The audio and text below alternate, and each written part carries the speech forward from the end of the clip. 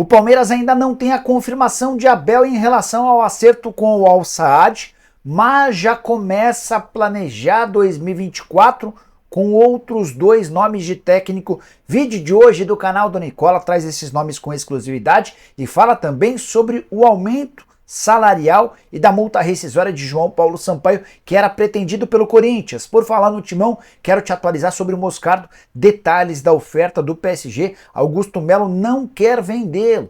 Já no São Paulo, a informação diz respeito ao lateral esquerdo Wellington, cujo contrato está acabando. Ele vai sair mesmo de graça? Pode pintar num rival? Tem ainda detalhes e informações sobre Gustavo Scarpa, que negocia com o Internacional. Falo também sobre a situação envolvendo o Botafogo, a chance de uma reformulação grande no elenco depois dos fiascos nas rodadas finais, as últimas do mercado, chances de rebaixamento, bastidores, finanças e muito mais. Antes de tudo isso, deixa eu só me apresentar. Me chamo Jorge Nicola, jornalista esportivo, e o objetivo por aqui é deixar você por dentro de tudo que está rolando com o seu clube do coração. Para não perder nada, aperta o botão vermelho de inscreva-se, ative as notificações, se puder deixar like, é muito legal. O YouTube recomenda os vídeos com muitos likes para mais pessoas, beleza? Bora contar também que esse vídeo tem um oferecimento de Aposta Ganha, parceira do canal do Nicola, que permite a você fazer a primeira aposta na faixa de graça. Para ganhar essa aposta é só clicar no link que está no comentário fixo, fazer seu cadastro. Quero mostrar para vocês que já tem jogo nessa sexta-feira para você se dar bem. Um deles, um grande clássico do futebol saudita, Al Hilal e Al Nassr. Confronto dos dois times mais ricos do futebol saudita, para mim dá empate. Também nessa sexta tem Monza e Juventus, estou indo de vitória da Juve.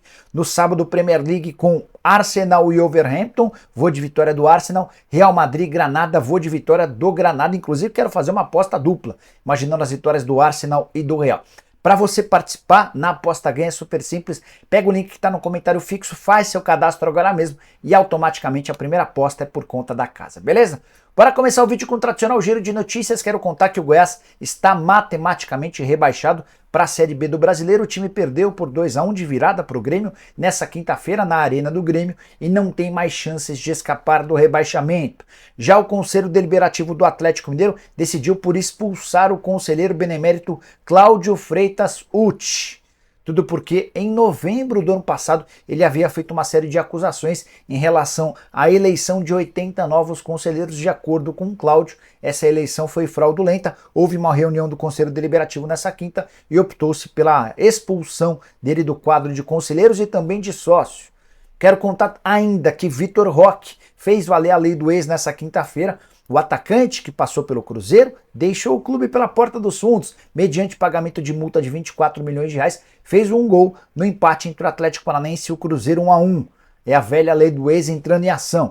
Para fechar o giro de notícias, Grêmio e Red Bull Bragantino garantiram vaga na Libertadores da América. Não se sabe se na pré-Libertadores ou na Libertadores de fato, mas eles não podem mais ser alcançados pelo Atlético Paranaense, que é o primeiro time fora da zona de rebaixamento que ainda não assegurou vaga na Libertadores do ano que vem. Dessa maneira, os 6 primeiros colocados serão os representantes brasileiros via campeonato nacional na Liberta. Resta a definição de quem vai para o G4, ou seja, para a fase de grupos, e quem fica em quinto e sexto vai ter de disputar a pré-Libertadores. A saideira do giro de notícias, o Botafogo de Ribeirão Preto anunciou seu novo técnico. Trata-se do português Paulo Gomes, perdão. Ele chega para substituir o Marcelo Chamusca, que não conseguiu deixar uma boa impressão nessa temporada. Bora falar sobre as chances de rebaixamento dos times no Brasileirão depois da rodada que se encerrou nessa quinta-feira. O Cruzeiro empatou em casa contra o Atlético Paranaense e desperdiçou a chance de escapar de vez da zona da degola. Mas, de acordo com o matemático Tristão Garcia, a chance de o Cruzeiro cair é bem pequena, de apenas 2%. Isso porque o Cruzeiro tem 45 pontos contra 43 do Santos, 42 do Vasco e 41 do Bahia. Um desses times será rebaixado para a Série B. Vale a lembrança de que o América, de que o Curitiba e de que o Goiás matematicamente já foram rebaixados. O Bahia tem mais 6 pontos em disputa, chega no máximo 47. Próximo jogo contra o América fora de casa, encerra sua participação diante do Galo na condição de mandante. Vai precisar possivelmente vencer seus 2 jogos. Já o Vasco, também com jogos complicados, ninguém tem jogo fácil, nem o Cruzeiro, que é quem tem a situação matemática em termos de pontuação mais tranquilo, o Cruzeiro pega o Botafogo na próxima rodada fora de casa. O Botafogo é o vice-líder e encerra sua participação contra o Palmeiras, o líder do campeonato nacional. Para você, quem cai, usa o espaço para comentário, estou curioso para saber o que você pensa, beleza? Hora de falar sobre Gustavo Scarpa. Mais um clube se frustrou ao negociar com o ex-meio atacante do Palmeiras. Primeiro, algumas semanas atrás, foi o Atlético Mineiro, que chegou a um acordo com o Nottingham Forest, mas não bateu o martelo com o jogador. Agora o Internacional. Colorado se dispôs a pagar 4 milhões de euros para contratá-lo do Nottingham Forest. O time inglês deu aval para o negócio, mas na última hora o Scarpa disse que não tem a intenção de voltar nesse momento ao futebol brasileiro. Importante, o Internacional não desistiu da contratação e promete aumentar sua oferta. O Inter está no mercado em busca de vários jogadores. Já contei para vocês sobre o interesse no Bruno Rodrigues, atacante que pertence ao Cruzeiro. Outros nomes também surgiram recentemente, como Naritan Nandes, esse é um meia que pertence ao Cagliari, e também o Alexis Vega, que é jogador do Chivas. Mesmo em época de eleição, a gente ainda não conhece o novo presidente do Internacional. O Alessandro Barcelos concorre contra o Roberto Melo. Há muita intenção em contratações, isso também faz parte desse ambiente político, mas sobre Gustavo Scarpa, nada fechado por enquanto. Quero falar agora sobre o Botafogo, que deve passar por uma reformulação inimaginável um mês atrás. Botafogo tem sua espinha dorsal, que já havia sido feita na temporada passada, reforços nessa temporada. O time fez a melhor campanha da história do turno, era o grande favorito a ganhar o título do Campeonato Nacional e, ao que parece, esse título escapou. Diante desse cenário, especialmente por conta de uma série de tropeços ridículos nessa reta final de campeonato, Botafogo já começa a se preparar para mexidas importantes no elenco para a próxima temporada. Isso porque não há clima na visão de pessoas próximas a John Textor para a permanência de jogadores que até então eram tidos como intocáveis. Só para citar um exemplo claro, o Carlos Eduardo, que fez um grande primeiro turno, caiu demais de produção no segundo turno, com direito à expulsão em jogo decisivo contra o Curitiba. É possível que, diante de propostas, deixe o clube, tem salário alto. Outros jogadores também correm risco de não ficar. Já é certo que Adrielson e Lucas Perry, zagueiro e goleiro, se mandarão, tem um destino fechado no Lyon, negócio que pode chegar até 20 milhões de euros para o Botafogo. Quem diria que o Botafogo precisaria fazer mexidas até para quebrar esse clima bastante ruim criado junto ao seu torcedor. Quem você, torcedor botafoguense, não quer ver de jeito nenhum na próxima temporada, use o espaço para comentários e opine, beleza? Bora falar agora a respeito do Palmeiras, repercutindo uma informação que eu trouxe com exclusividade alguns dias atrás. Contei para vocês que o Corinthians tinha a intenção de contratar João Paulo Sampaio, gerente das categorias de base do Palmeiras, o cara que ganhou absolutamente tudo desde 2015, quando foi contratado pelo Alexandre Matos. Pois bem, diante desse cenário, com o assédio corintiano, Leila Pereira chamou o João Paulo e lhe acertou a renovação de um contrato, com enorme aumento salarial e aumento também da multa rescisória. O João Paulo ganhava na casa dos 180 mil reais por mês e a multa era de 5 salários, ou seja, com 900 mil reais era possível tirar o João Paulo. Cheguei a contar para vocês que ele não trocaria a base do Palmeiras pela base do Corinthians. O João tem a intenção de deixar o Palmeiras apenas se for para trabalhar como executivo de um time profissional. Ele inclusive já recebeu algumas propostas e recusou. Diante desse cenário e diante da possibilidade real de perder Abel Ferreira, a Leila Pereira chamou o João Paulo e lhe ofereceu um enorme salário. Ele vai ganhar na casa dos 400 mil reais por mês a partir de dezembro, de longe, o executivo de categoria de base mais bem pago do futebol nacional. A multa rescisória também virou astronômica. Não tive acesso ao valor, mas posso te assegurar que para tirá-lo do Palmeiras agora vai ser extremamente complicado. Só para registrar, João Paulo comandou à frente do Palmeiras mais de 150 títulos em todas as categorias de base em torneios organizados pela CBF. O Palmeiras é também o clube que mais teve jogadores convocados para a seleção desde que ele foi contratado. Receita de 1 bilhão 275 milhões de reais com transferências de atletas revelados na base desde o dia em que o João Paulo Sampaio pisou pela primeira vez no Palmeiras. Bora falar agora sobre o São Paulo. Quero contar para você sobre a chance de o lateral esquerdo Wellington deixar o tricolor de graça. Wellington, que passou a ser titular ou tem jogado com mais frequência nessa reta final de temporada diante do Vitória, diante do Bahia, por exemplo. Vitória por 1-0, o Wellington começa como titular. O Caio Paulista entra no decorrer da partida e é do Caio o gol que garantiu os 3 pontos. Pois bem, O Wellington tem contrato até 31 de dezembro do ano que vem e até agora não há nenhum avanço em relação à prorrogação do contrato. A ideia do São Paulo era vender o Wellington até para poder fazer dinheiro. Na metade do ano ele quase fechou com o CSKA. Na última hora o São Paulo e os representantes do atleta anunciaram que não houve tempo para registro do atleta no futebol russo. Operação de 4 milhões e meio de euros por 60% dos direitos econômicos. O Brentford também havia demonstrado a intenção de contratá-lo. A oferta havia sido de 4 milhões e meio de euros por 70% dos direitos econômicos. Contei para vocês alguns dias atrás, baseado no que eu ouvi do empresário dele, que Flamengo e Corinthians monitoram a situação do Wellington. Sabem que ele vai ficar livre do contrato e a partir de julho do ano que vem pode assinar um pré-contrato. Se não houver de fato avanço na renovação, existe essa possibilidade real de Wellington deixar o tricolor sem render qualquer centavo.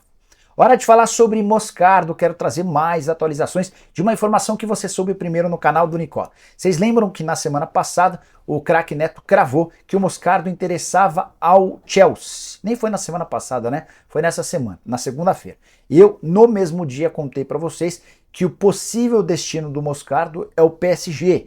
Contei também que o Luiz Campos, o diretor esportivo do clube francês, tem viagem marcada para São Paulo para se reunir e tentar bater o martelo. Quero trazer detalhes da proposta. A oferta que o PSG já fez via Juliano Bertolucci foi de 22 milhões de euros ou 118 milhões de reais. Detalhe importante, Corinthians é dono de 80% dos direitos econômicos. A negociação estava sendo conduzida pelo Bertolucci com Duílio Monteiro Alves, o atual presidente corintiano. O problema é que no último sábado o grupo da situação foi derrotado na eleição e o Augusto Melo, que assume a partir de 1º de janeiro, não quer vender o Moscardo. Ele entende que o volante de 18 anos de idade pode render mais, especialmente se tiver continuidade no time. Vai haver uma queda de braço nos bastidores entre o Bertolucci e o Augusto Melo em relação a essa negociação. Vamos ver como é que ela termina. Importante lembrar que o Corinthians deve 64 milhões de reais ao Bertolucci. Se eventualmente o Augusto não vender o atleta, o Bertolucci pode acabar levando esse caso, esses 64 milhões de reais, à justiça. Até então, por conta da boa relação, especialmente com o André Sanches, esse caso vinha sendo trabalhado de forma a não entrar na justiça. Só para fechar sobre o Corinthians, nas últimas horas surgiu forte o nome de Marcelo Dijan como um possível diretor executivo de futebol do Timão. O Dijan, inclusive, admitiu que esteve no CT da Barra Funda para conversar sobre a possibilidade de virar o diretor. A repercussão foi terrível, até porque o Marcelo Dijan, na passagem dele pelo Cruzeiro, ajudou o Cruzeiro a se afundar em dívidas. Já foi empresário de futebol, é tudo que o torcedor corintiano não quer. Diante desse cenário, o Augusto Melo se apressou e foi às redes sociais para dizer que não há nenhuma chance de o Marcelo Dijan ser contratado. Timão segue em busca de um executivo de futebol. Qualquer novidade eu conto para vocês, beleza? Bora fechar o vídeo com a notícia super importante relacionada a Palmeiras. Contei para vocês na quinta-feira que já há um acordo verbal entre Abel Ferreira e Al Saad. Isso quem garante é Antério Henrique, o chefão da liga no Catar, um português que foi contratado pelos sheiks catares para buscar reforços, não só para dentro de campo, na linha, como também de técnicos. Pois bem, o Palmeiras segue absolutamente sem saber o que vai acontecer, porque quando pergunta ao Abel sobre a possibilidade dele ir embora, o Abel responde que vai decidir no fim do campeonato.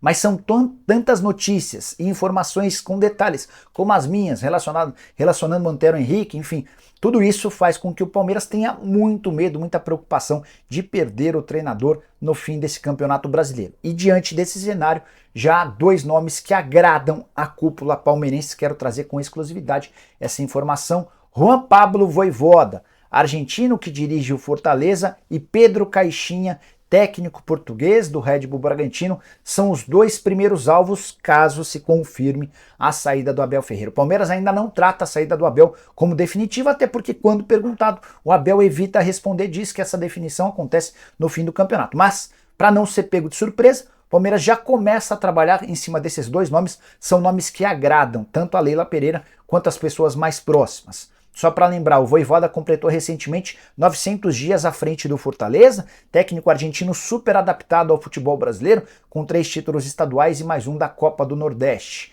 Pedro Caixinha chegou nesse ano ao Red Bull Bragantino, fez um trabalho bacana, o time do Bragantino é um dos mais organizados do Campeonato Brasileiro e acaba de sacramentar a classificação para a Libertadores do próximo ano. Time muito posicional e o fato de ser português poderia ser um trunfo, afinal de contas a metodologia não é muito distante daquela praticada pelo Abel Ferreira. Pedro Caixinha que tem contrato com o Red Bull Bragantino até dezembro de 2024, assim como o Juan Pablo Vojvoda.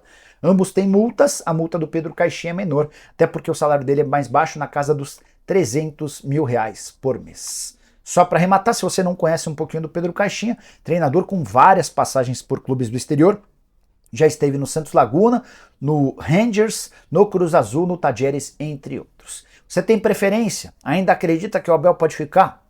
Use o espaço para comentário, deixe like, se inscreva no canal, a gente se encontra mais tarde. Abraço, tchau!